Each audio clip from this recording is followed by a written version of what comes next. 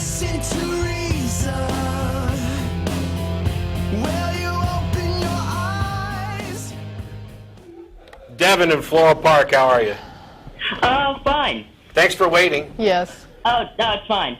I've been thinking about why people have this incessant urge to know about the beginning of the universe, which is inherently unknowable. I don't care what you say.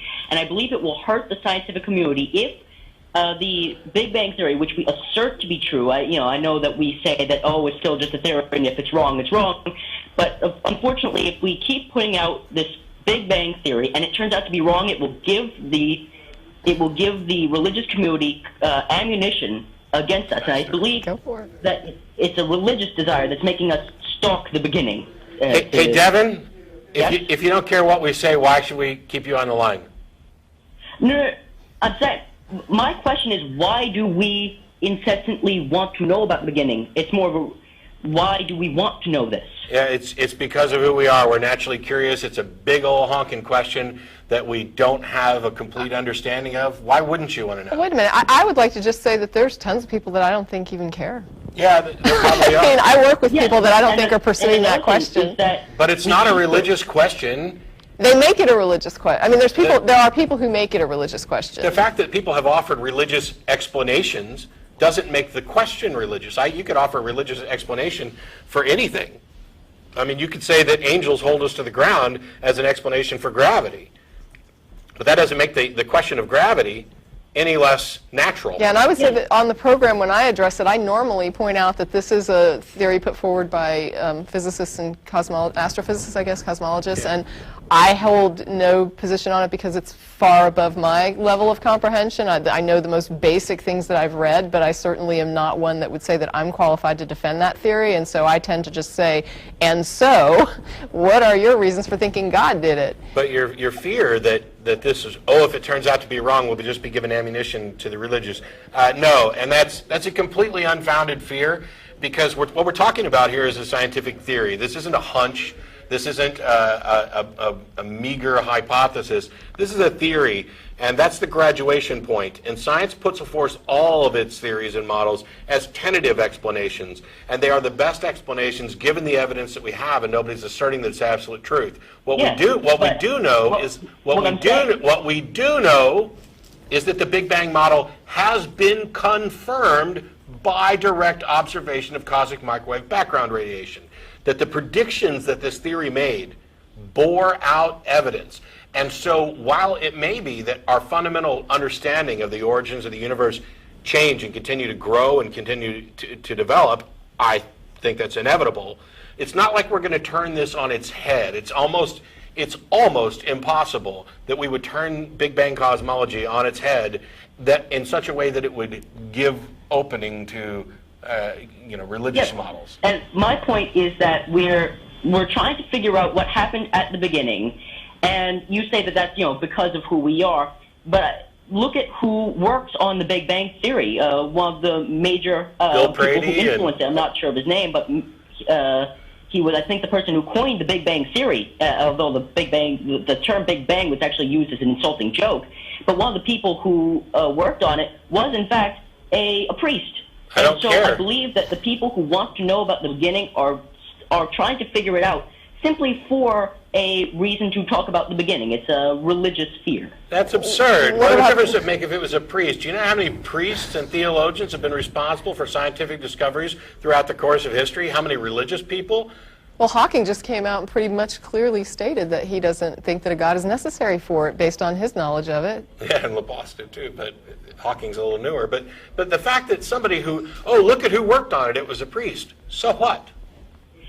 Actually, for the beginning, it's not so what. For the beginning, it's more of, they're trying to exert some sort of force of, in the Christian example, form of Genesis. Then why do they keep asserting that no God is necessary based on the physical models that they have currently available? That's Hawking. I'm talking about. Well, no, I mean, I don't know of anybody that's putting forward that Big Bang is evidence of God that is publishing.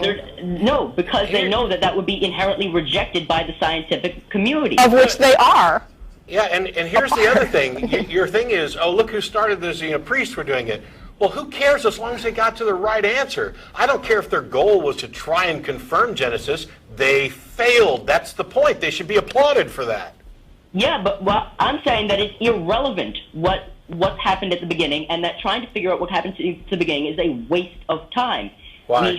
We shouldn't really be trying to figure out the beginning. We should be trying to put our resources on something more practical. And if the Big Bang Theory is by some means proven false, that will, again, give ammunition to the religious community. I respectfully disagree. Right. I respectfully disagree. In my opinion, you are tilting at absurd windmills, because I am of the opinion that no knowledge is a waste of time, and that this process of trying to understand our origins has led to some of the most amazing discoveries about physics and cosmology, which have benefits about how we're going to continue living after. These aren't empty questions. This isn't, hey, I really don't care who my great-great-great-great-great-grandfather had sex with on March 13th.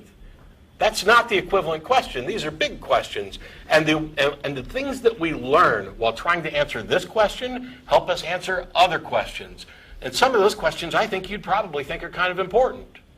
Most certainly. I mean, like, for example, many of the advancements in the knowledge of the Hubble ultra-deep field, many of the advances in modern astrophysics have been due to an even study of black holes. Sure. And yes, because they're tied. But the point is that we're putting, I think, too much effort into figuring out what happened at the beginning, because it's inherently unknowable, and it's backed by this. How can you say it's inherently unknowable? How do you know what's not ever knowable? Because to go back to a non-falsifiable belief, to go back to what people say is an unfalsifiable belief, the beginning is inherently unfalsifiable. How do you say this? Because we're not there, and because any observation of it is only an observation of what's happening now. Trying to then extrapolate that, going back. You can just as easily say that about evolutionary theory as like a lot of murder that happened the other day. Fossil records, whereas we don't have fossil records of galaxies. You have evidence that is here. Okay, fossil records of galaxies would be. Actually, we do kind of have fossil records of galaxies, because the universe has many of them, and they've been born and died, and we can look at them in various stages of progression throughout the universe. But what you're talking about by fossil record is absurd, because it begins with the assumption that universes form by the same means. I don't care, even if it is ultimately an unanswerable question. I don't know where you get off saying that we're wasting too much time on it. Exactly how much effort and funding is being spent on Big Bang cosmology? What is the science budget for that makes this a problem? What is the brain resource, the manpower being used on this that makes it a waste of time? Because do you have any numbers? What? Do you have any numbers? No, I don't know numbers. Then you can't. Then you're quantifying all that money. Then you're quantifying something that is not quantified by you. You're exaggerating. And on that note, I'm sorry, we have to go. The show's over. Thanks everybody for tuning in. There won't be a show next week because it's the 5th Sunday, but there will be the week after that. Thanks everybody. There is a show next week, and I'll be here. Damn it! But I won't.